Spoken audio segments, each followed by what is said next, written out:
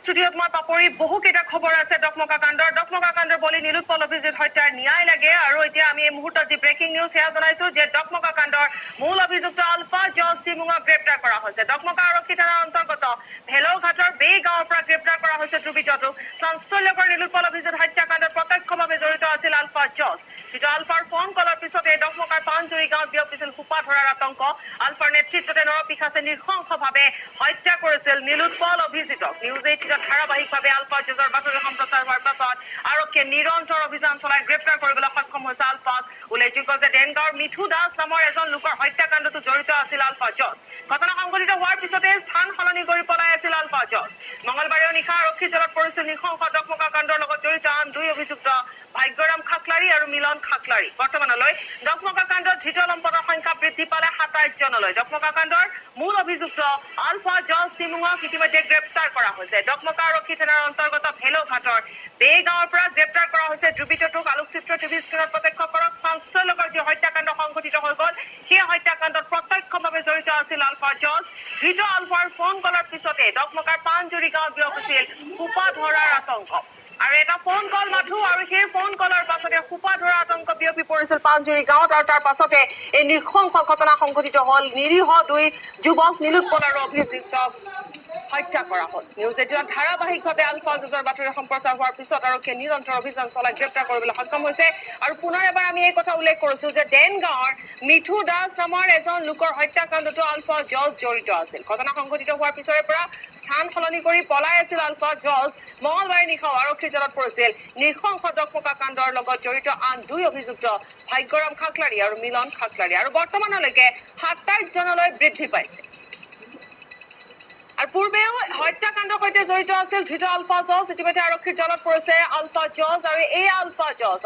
জজ টিমুং এই আলফা জজ টিমুঙৰ এটা ফোন কলৰ পাছতে সোপা ধৰাৰ আতংক বিয়পি পৰিছিল সমগ্ৰ পাঞ্জুৰি গাঁৱত আৰু ঠিক সেই মুহূৰ্ততে উপস্থিত হৈছিল সি নীলোৎপল আৰু অভিজিত বাহনসহ আৰু তাৰ পাছৰ ঘটনা সংঘটিত হৈছিল যি ঘটনা ইতিমধ্যে সমগ্ৰ ৰাজ্যতে সমগ্ৰ দেশতে আনকি বিদেশতো এতিয়া চাঞ্চল্যৰ সৃষ্টি কৰিছে প্ৰত্যেকে বিচাৰিছে ন্যায় লাগে আৰু এই মুহূৰ্তত যি খবৰ সেয়া হৈছে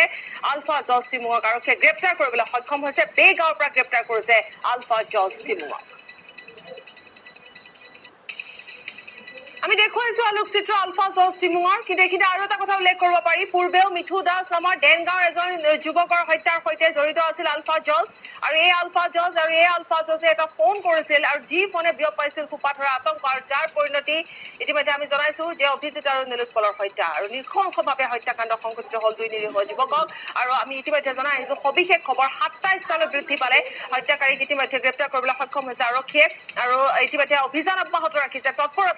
তৎপৰতাৰে আৰক্ষীয়ে অভিযান অব্যাহত ৰাখিছে আৰু সেই সন্দৰ্ভত আৰক্ষীয়ে গুৰুত্বপূৰ্ণ পদক্ষেপ গ্ৰহণ কৰিছে প্ৰায় প্ৰতিদিনে আমি জনাই আহিছো যে 5ৰ পৰা 6 জনলৈকে এই হত্যাকাৰী বা এই ধৃতক ইতিমধ্যে গ্ৰেপ্তাৰ কৰিবলৈ সক্ষম হৈছে আৰক্ষী আৰু আনহাতে আজি ব্ৰেকিং নিউজ গুৰুত্বপূৰ্ণ খবৰ সেয়া হৈছে যে ডকমকা কাণ্ডৰ সৈতে প্ৰত্যক্ষভাৱে জড়িত আলফা জজ টিমুঙক ইতিমধ্যে গ্ৰেপ্তাৰ কৰিবলৈ সক্ষম হৈছে আৰক্ষী ডকমকা আৰক্ষী থানাৰ অন্তৰ্গত ভেলৌঘাটৰ বে গাঁৱৰ পৰা ইতিমধ্যে গ্ৰেপ্তাৰ কৰিছে এই ধৃতটোক চাঞ্চল্যকৰ নীলোৎপল অভিজিত হত্যাকাণ্ডত প্ৰত্যক্ষভাৱে আলফা জজ জড়িত আছিল আলফা জজ ইয়াৰ পূৰ্বে আন এটা হত্যাকাণ্ডৰ সৈতে জড়িত আছিল বুলি এতিয়া জানিব পৰা গৈছে আমি সবিশেষ খবৰৰ বাবে সংযুক্ত হৈছো আমাৰ সাংবাদিক নীলোৎপল বৰাৰ সৈতে নীলোৎপল বৰা আৰু অধিক কি খবৰ আছে আপোনাৰ হাতত আমি ইতিমধ্যে আমাৰ দৰ্শকক জনাইছো যে আলফা জজক গ্ৰেপ্তাৰ কৰা হৈছে নীলোৎপল নিশ্চয় আপুনি ডকমকা কাণ্ডৰ মূল অভিযুক্ত যিগৰাকী আলফা জজ টিমুং এইগৰাকী জঘন্য ব্যক্তিৰ প্ৰৰোচনাতে ডকমকাৰ যি বৰ্বৰচিত কাণ্ড সংঘটিত হৈছিল পাশবিক কাণ্ড সংঘটিত হৈছিলে তাৰ মূল অভিযুক্ত আলফা জজ টিমুঙক কাৰ্বি আংলং জিলাৰ ভেলৌঘাটৰ বে গাঁৱত গ্ৰেপ্তাৰ কৰিছে আৰক্ষী বিশেষ সফলতা আলফা জজ টিমুং পলাতক হৈ আছিলে আৰু আৰক্ষী আলফা জজ টিমুঙক বিচাৰি বিভিন্ন ধৰণৰ অভিযান চলাইছিলে আৰু ইতিমধ্যে এই আটাইকেইগৰাকী অভিযুক্তৰ বিৰুদ্ধে 302/34 ধাৰাত অধীনত 33/2018 এটা গোচৰ ৰুজুতে এই বিৰুদ্ধে আৰু এটা কথা ক'ব লাগিব যি এক নাৰকীয় কাণ্ড সংঘটিত হৈছে সেই কাণ্ডৰ খবৰ নিউজ অসম নৰ্থ ইষ্ট আমি খুব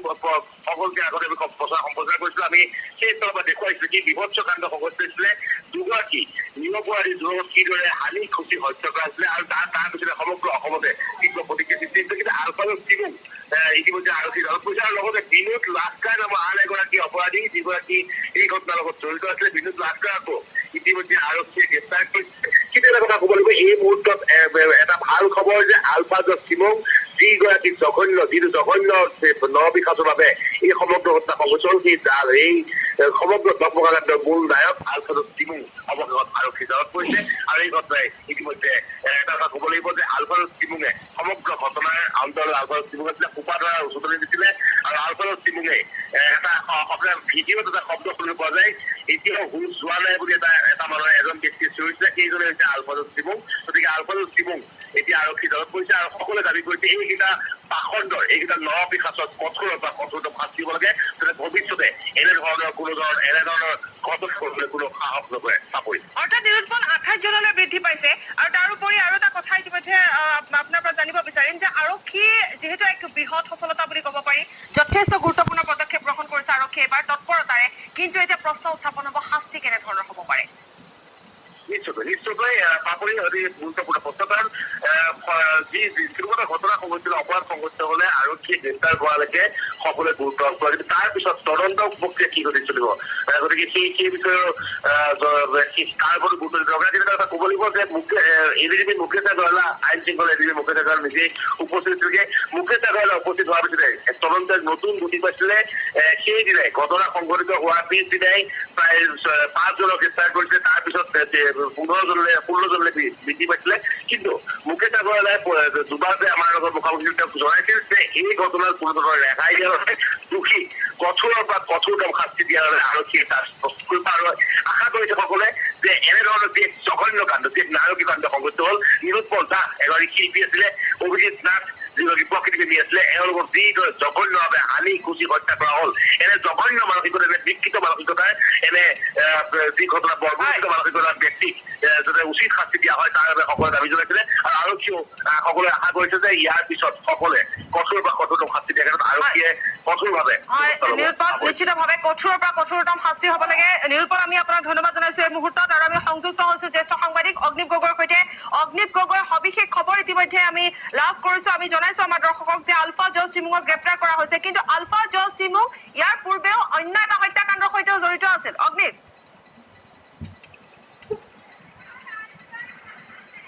নিশ্চিতভাৱে এই কথা ইতিমধ্যে ডিফুৰ আৰক্ষী অধীক্ষকে তেওঁ জানিবলৈ দিছে আৰু নিশাৰ ভাগত যিহেতু আলফাজুছ টিমুঙক গ্ৰেপ্তাৰ কৰা হৈছে আৰু তেওঁৰ অন্য এটা নাম জৰ্জ টিমুং বুলি ইতিমধ্যে আৰক্ষীয়ে নিশ্চিত কৰিছে আৰু যোৱা 4 দিন ধৰি তেওঁ বিভিন্ন ঠাইত তেওঁ পলাতক হৈ আছিল ইঠাইৰ পৰা ইঠাইলৈ তেওঁ বদলি কৰি ফুৰিছিল নিজকে আৰু তাৰপিছত আৰক্ষীয়ে তেখেতক ট্ৰেক কৰিবলৈ সক্ষম হয় আৰু কিছু সময়ৰ পূৰ্বে ডিফুৰ আৰক্ষী অধীক্ষকে জানিবলৈ দিছে যে নিশাৰ ভাগত মাজনিশা তেখেতক গ্ৰেপ্তাৰ কৰা হয় আৰু এটা কথা কোৱা হৈছে অকল তেওঁ মূল অভিযুক্ত এই গোটেই ডকমক কাণ্ডৰ আৰু তেওঁ সকলোকে প্ৰৰোচিত কৰিছিল এই দুইজন যুৱকক হত্যাৰ বাবে এই মুহূৰ্তত আন এটা খবৰো আছে আন এজন লোককো ইতিমধ্যে গ্ৰেপ্তাৰ কৰা হৈছে তেওঁৰ নাম বিনোদ লহকৰ তেওঁক যোৰাবাট অঞ্চলৰ পৰা গ্ৰেপ্তাৰ কৰা হৈছে আৰু তেওঁ এই গোটেই হত্যাকাণ্ডটোৰ লগত তেওঁ জড়িত বুলি জানিব পৰা গৈছে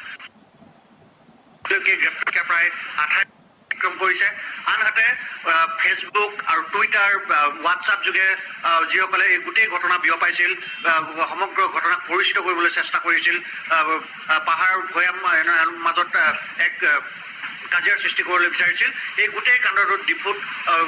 ৰুজু হোৱা গোচৰত এতিয়ালৈকে মুঠ 36 জনক গ্ৰেপ্তাৰ কৰা হৈছে গুৱাহাটীৰ পৰা আন এজনকো ইতিমধ্যে গ্ৰেপ্তাৰ কৰা হৈছে গতিকে লক্ষণীয় কথাটো হ'ল যে আলফাজুছ টিমুং তেখেতক যিহেতু মূল অভিযুক্ত বুলি কোৱা হৈছে তেওঁক কিছু সময়ৰ পিছতে অৰ্থাৎ আজি দুপৰীয়াৰ ভাগত তেখেতক ডিফুৰ কাৰাগাৰ আদালতত তেওঁক হাজিৰ কৰোৱা হ'ব আৰু আৰক্ষীয়ে নিশ্চিতভাৱে তেওঁক ৰিমাণ্ডত ল'ব গতিকে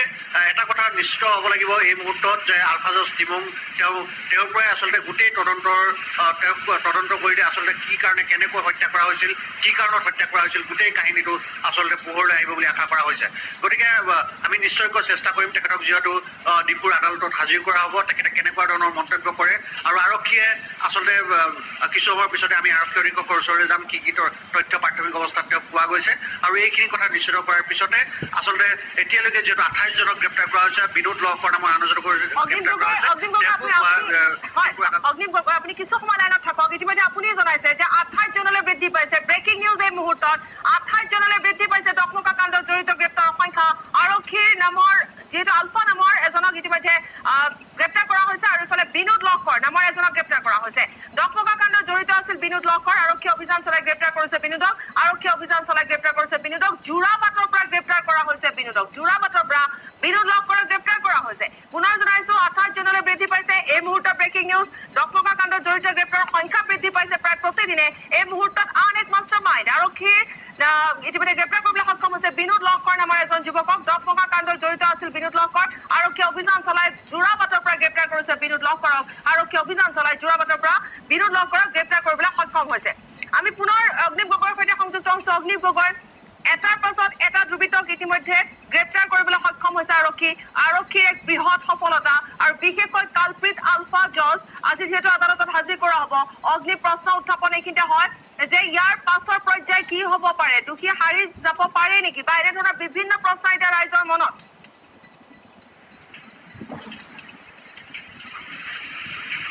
নিশ্চয়কৈ গুৰুত্বপূৰ্ণ প্ৰশ্ন কিন্তু আলফা জজ টিমু জৰ্জ টিমুক গ্ৰেপ্তাৰ কৰাৰ পিছত কাৰ্বি আংলং আৰক্ষীয়ে স্বস্তিৰ নিশ্বাস এৰিছে বুলি ক'ব পাৰি কিয়নো এখেতক গ্ৰেপ্তাৰ কৰাটোৱে কাৰ্বি আংলং আৰক্ষীৰ মূল লক্ষ্য আছিল আৰু এখেতক বৰ্তমান যিহেতু গ্ৰেপ্তাৰ কৰা হৈছে আৰু এতিয়ালৈকে যিহেতু মই ক'লো যে কিছু সময়ৰ আগতে বিনোদ লহকৰ নামৰ এজন আন এজন লোকক গ্ৰেপ্তাৰ কৰা হৈছে আৰু আৰক্ষীয়ে মোলৈ এখন ফটো প্ৰেৰণ কৰিছে মই যদি সম্ভৱ হয় দেখুৱাবলৈ চেষ্টা কৰিম তেখেতক গ্ৰেপ্তাৰ কৰা হৈছে বিনোদ লহকৰ আৰু বিনোদ লহকৰক গ্ৰেপ্তাৰ কৰাৰ পিছত এতিয়ালৈকে 28 জনলৈকে বৃদ্ধি পাইছে এটা কথা নিশ্চিত কৰিব লাগিব যে এই গোটেই কাণ্ডটোত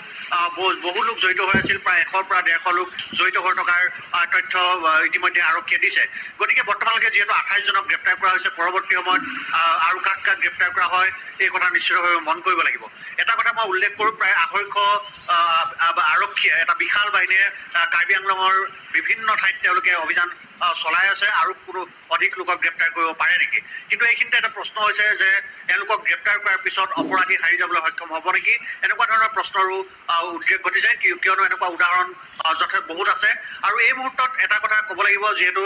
28 জনকৈ লোকক বৰ্তমান সময়লৈকে গ্ৰেপ্তাৰ কৰা হৈছে আৰু পৰৱৰ্তী সময়ত আন বহু লোকক হয়তো এই গোটেই ঘটনাত গ্ৰেপ্তাৰ কৰা হ'ব এটা কথা ইতিমধ্যে জানিব পৰা গৈছে যে 10 দিনৰ ভিতৰত আৰক্ষীয়ে গোটেই ঘটনাটোৰ চাৰ্জশ্বিট দাখিল কৰিব আৰু ইয়াৰ বাবে যিহেতু এটা SIT টিম গঠন কৰিছে আৰু তেওঁলোকে গোটেই যিসকল অভিযুক্তসকলক গ্ৰেপ্তাৰ কৰাৰ বাবে তেওঁলোকে অহৰ্নিশে প্ৰচেষ্টা অব্যাহত ৰাখিছে আজি যোৱা 4 দিন ধৰি কাৰ্বি আংলং জিলাত বাহৰ পাতি আছে অসম আৰক্ষী আইন শৃংখলা বিভাগৰ ADGP মুকেশ আগৰৱালা আৰু মুকেশ আগৰৱালাই গোটেই দলটোক আচলতে নেতৃত্ব প্ৰদান কৰি আছে আৰু কিছু সময়ৰ আগতে যিহেতু কালি নিশাৰ ভাগত গ্ৰেপ্তাৰ কৰা হৈছে আলফাক আৰু তেওঁক গ্ৰেপ্তাৰ কৰাটো বৰ্তমান অৱস্থাত আৰক্ষীৰ বাবে অন্যতম বৃহৎ সফলতা নিশ্চিতভাৱে অগ্নিব গগৈ এই মুহূৰ্তত আমি আপোনাক ধন্যবাদ জনাইছো কিছু সময়ৰ পাছত আপোনাৰ সৈতে আমি পুনৰ সংযুক্ত হ'ম সকলো আপডেট আমি আপোনাৰ পৰা লাভ কৰিম এই মুহূৰ্তত আৰক্ষীৰ এক বৃহৎ সফলতা ডকমকা কাণ্ডৰ প্ৰত্যক্ষভাৱে জড়িত কালপ্ৰিট আলফা জজক টিমুক ইতিমধ্যে গ্ৰেপ্তাৰ কৰা হৈছে আনহাতে সুদূৰ ৰাছিয়াতো নীলোৎপল আৰু অভিজিতৰ নৃশংস হত্যাৰ প্ৰতিবাদ জনোৱা হৈছে সেয়া আমি দেখুৱাম এয়া ৰাছিয়াৰ দৃশ্য আমি দেখুৱাইছো ৰাছিয়াত থকা নীলোৎপলৰ বন্ধুসকলে প্ৰতিবাদ সাব্যস্ত কৰিছে হত্যাকাৰীক উচিত ন্যায় প্ৰদানৰ দাবীত প্ৰতিবাদ সাব্যস্ত কৰিছে নীলোৎপলৰ বন্ধুসকলে ঠায়ে ঠায়ে ৰাজ্যৰ ভিতৰত দেশৰ ভিতৰতে নহয় এবাৰ আমি বিদেশৰ খবৰ আমি জনাইছো যে সুদূৰ ৰাছিয়াতো নীলোৎপল আৰু অভিজিতৰ নৃশংস হত্যাৰ এইদৰে প্ৰতিবাদ জনোৱা হৈছে ৰাছিয়াত থকা নীলোৎপলৰ বন্ধুসকলে প্ৰতিবাদ সাব্যস্ত কৰিছে নীলোৎপলৰ হত্যাৰ ন্যায় লাগে বুলি এইদৰে প্ৰতিবাদ সাব্যস্ত কৰিছে আমি দেখুৱাইছো আলোকচিত্ৰ কেইখনমান ৰাছিয়াৰ এয়া উচিত ন্যায় প্ৰদানৰ দাবীত প্ৰতিবাদ সাব্যস্ত কৰিছে নীলোৎপলৰ বন্ধুসকলে এতিয়া বিদেশতো নীলোৎপলৰ হত্যাৰ ন্যায় দাবী জনোৱা হৈছে আনহাতে আৰক্ষীৰ যি ভূমিকা সেয়াও আমি দেখুৱাইছো যে অতি তৎপৰতাৰে আৰক্ষীয়ে প্ৰশংসনীয়ভাৱে ইতিমধ্যে ইটোৰ পাছত সিটোকৈ গ্ৰেপ্তাৰ কৰিছে দুৰ্বৃত্ত হত্যাকাৰীক আৰু বিশেষকৈ প্ৰত্যক্ষভাৱে জড়িত যি হত্যাকাৰী আলফা জজ টিমুক আৰু ইতিমধ্যে আমি জনাইছো বিনোদ লহকৰক ইতিমধ্যে গ্ৰেপ্তাৰ কৰা হৈছে যোৰাবাটৰ পৰা অৰ্থাৎ আৰক্ষীৰ এক বৃহৎ সফলতা পৰৱৰ্তী পৰ্যায়ত দেখা যাব যে ইয়াৰ পাছত কেনেধৰণৰ পদক্ষেপ গ্ৰহণ কৰিব আৰক্ষী প্ৰথম সংবাদৰ আৰু খবৰ আছে